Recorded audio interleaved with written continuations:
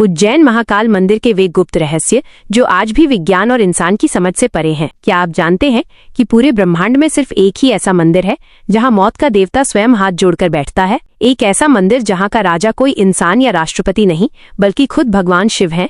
और एक ऐसा भयानक सच जहां अगर किसी नेता या मुख्यमंत्री ने रात बिताने की गलती की तो उसकी कुर्सी और सत्ता का रातों रात अंत हो जाता है। अगर आपको लगता है कि आप महाकालेश्वर मंदिर के बारे में सब कुछ जानते हैं तो ठहरिए, क्योंकि आज जो रहस्य आप सुनने वाले हैं वे आपके रोंगटे खड़े कर देंगे। आखिर क्यों उज्जैन को पृथ्वी का नाभि केंद्र कहा जाता है? भस्म आरती में इस्तेमाल होने वाली राख के पीछे का भयानक सच क्या है? और क्यों इस मंदिर के शिवलिंग के आगे आज का आधुनिक विज्ञान भी अपने घुटने टेक चुका है? कहानी शुरू होती है हजारों साल पहले, जब समय यानी काल की रचना भी नहीं हुई थी। उज्जैन, जिसे शास्त्रों में अवंतिका कहा गया है, यह केवल एक शहर नहीं है बल्कि इस पूरी पृथ्वी का भौगोलिक और आध्यात्मिक केंद्र बिंदु यानी नाभि स्थान है। प्राचीन भारतीय खगोल शास्त्र और भूगोल के अनुसार कर्क रेखा यानी ट्रॉपिक ऑफ कैंसर और शून्य रेखा यानी जीरो मेरिडियन ठीक उज्जैन में एक दूसरे को काटती हैं। सोचिए, जब दुनिया के पास न तो सैटेलाइट थे न ही कंप्यूटर, तब हमारे ऋषियों ने कैसे सटीक गणना करके बता दिया था कि उज्जैन ही पूरी दुनिया का सेंटर पॉइंट है। आज का आधुनिक विज्ञान जब जीपीएस से इसकी जांच करता है तो वो हैरान रह जाता है।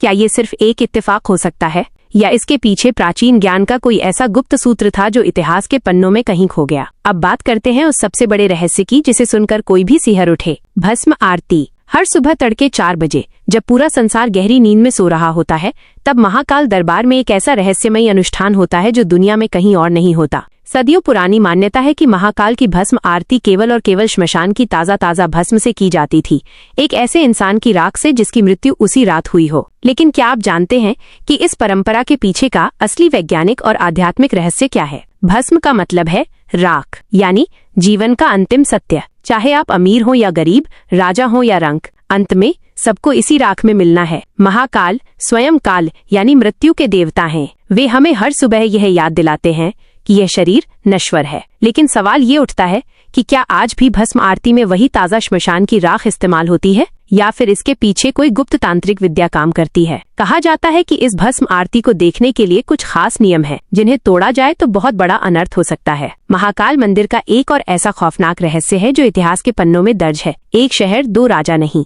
उज्जैन नगरी के असली महाराजा केवल और केवल महाकालेश्वर हैं। यहाँ का एक अटूट और भयानक नियम है, कोई भी राजा, महाराजा, मुख्यमंत्री या प्रधानमंत्री उज्जैन शहर की सीमा के भीतर रात नहीं गुजार सकता। इतिहास गवाह है, जिस शासक ने इस नियम को हल्के में लिया या चुनौती देने की कोशिश की, उसका तख्ता पलट हो गया। भारत के पूर्व प्रधानमंत्री मोरारजी देसाई जब उज्जैन में रात को रुके तो अगले ही दिन उनकी सरकार गिर गई। कर्नाटक के मुख्यमंत्री B.S. येदियुरप्पा जब यहाँ रुके तो उन्हें 20 दिन के अंदर इस्तीफा देना पड़ा। यहाँ तक कि सिंधिया राजघराने के समय से यह नियम चला आ रहा है कि राजा उज्जैन के बाहर ही ठहरते हैं, सीमा के अंदर नहीं। क्या ये केवल एक अंधविश्वास है या फिर महाकाल की ऊर्जा का एक ऐसा प्रचंड प्रभाव है जिसे कोई सांसारिक शक्ति बर्दाश्त नहीं कर सकती? सोचिए, आज के 21वीं सदी के आधुनिक युग में भी देश के बड़े बड़े नेता उज्जैन आते हैं, लेकिन सूरज ढलने से पहले शहर की सीमा छोड़ देते हैं। ऐसा डर, ऐसा खौफ, आखिर क्यों? अब बात करते हैं महाकाल मंदिर के उस गुप्त हिस्से की जो साल में सिर्फ एक बार खुलता है, नागचंद्रेश्वर मंदिर। महाकालेश्वर मंदिर 3 मंजिला है। सबसे नीचे महाकाल स्वयं विराजमान है, बीच की मंजिल पर ओंकारेश्वर है और सबसे ऊपरी मंजिल पर स्थित है भगवान नागचंद्रेश्वर का मंदिर। ये मंदिर साल के 365 दिनों में से केवल एक दिन नागपंचमी पर 24 घंटे के लिए खोला जाता है। इसके बाद इसके पट पूरे 1 साल के लिए सील कर दिए जाते हैं। यहाँ स्थित प्रतिमा बेहद अद्भुत है। 11वीं शताब्दी की इस प्रतिमा में भगवान शिव और माता पार्वती 10 फनों वाले सर्प के आसन पर विराजमान है। कहा जाता है कि यह प्रतिमा नेपाल से लाई गई थी और ऐसी प्रतिमा पूरी दुनिया में कहीं और नहीं है। लेकिन रहस्य ये नहीं है। रहस्य ये है कि जब नागपंचमी की रात ये मंदिर खुलता है तो वहाँ की हवा में एक अजीब सी गंध और ऊर्जा महसूस होती है। कई प्रत्यक्षदर्शियों का दावा है कि साल के उस एक दिन मंदिर के आसपास असली नागों का डेरा जमा हो जाता है जो अपने देव के दर्शन करने आते हैं। क्या वास्तव में वहाँ कोई अदृश्य नागलोक की शक्ति कार्य करती है? इस रहस्य से पर्दा आज तक कोई नहीं उठा पाया है। अब आते हैं उस रहस्य पर जिसने वैज्ञानिकों के भी होश उड़ा दिए हैं। महाकाल का दक्षिणमुखी शिवलिंग। 12 ज्योतिर्लिंगों में से केवल महाकालेश्वर ही एकमात्र ऐसा ज्योतिर्लिंग है जो दक्षिणमुखी है। तंत्र शास्त्र और वास्तु शास्त्र के अनुसार दक्षिण दिशा मृत्यु और यमराज की दिशा मानी जाती है। आमतौर पर मंदिरों में दक्षिण दिशा की तरफ मुख करके पूजा नहीं की जाती, लेकिन महाकाल स्वयं मृत्यु के स्वामी हैं, इसलिए वे दक्षिण दिशा की ओर मुख करके बैठे हैं। तांत्रिकों और साधकों के लिए यह स्थान सिद्धियों का गढ़ है। ऐसा माना जाता है कि जो व्यक्ति महाकाल के इस दक्षिणमुखी रूप का दर्शन कर लेता है, उसे अकाल मृत्यु अननेचुरल डेथ का भय कभी नहीं रहता।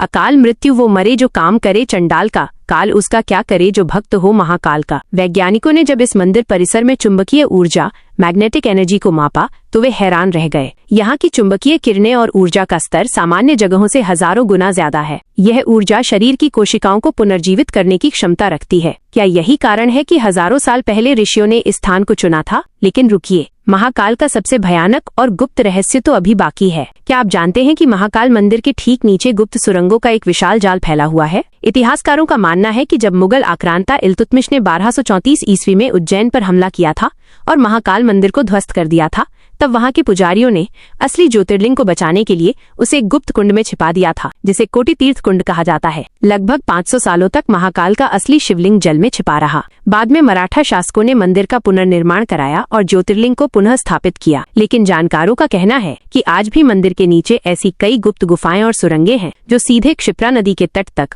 और उज्जैन के प्राचीन गढ़ तक जाती हैं। इन गुफाओं में आज भी तंत्र साधना के प्राचीन शिलालेख और ऐसे गुप्त मंत्र लिखे हैं जिन्हें अगर कोई पढ़ ले तो वो समय की सीमा को पार कर सकता है। लेकिन सवाल ये है, क्या उन सुरंगों में आज भी कोई रहस्यमयी शक्ति मौजूद है? क्यों उन गुप्त रास्तों को आज भी आम जनता के लिए पूरी तरह बंद रखा गया है? उज्जैन की पावन धरती केवल महाकाल के लिए ही नहीं, बल्कि भगवान श्री कृष्ण की शिक्षा दीक्षा के लिए भी जानी जाती है। इसी उज्जैन में महर्षि सांदीपनि का आश्रम है, जहाँ भगवान कृष्ण ने मात्र 64 दिनों में 64 कलाओं का ज्ञान प्राप्त किया था। और इसी धरती पर बहती है मोक्षदायिनी क्षिप्रा नदी। कहा जाता है कि जब देवताओं और असुरों के बीच अमृत कलश के लिए युद्ध हो रहा था, तब अमृत की कुछ बूंदें क्षिप्रा नदी में गिरी थीं। इसीलिए यहाँ हर 12 साल में सिंहस्थ कुंभ मेला आयोजित होता है। जब कुंभ के समय लाखों साधु संत, नागा बाबा और सिद्ध पुरुष क्षिप्रा में डुबकी लगाते हैं, तब उज्जैन की हवा में एक अलौकिक शक्ति का प्रवाह होता है। कई लोगों ने ये दावा किया है कि कुंभ के दौरान हिमालय की गुप्त कंदराओं से ऐसे सिद्ध संत आते हैं जो सैकड़ों सालों से जीवित हैं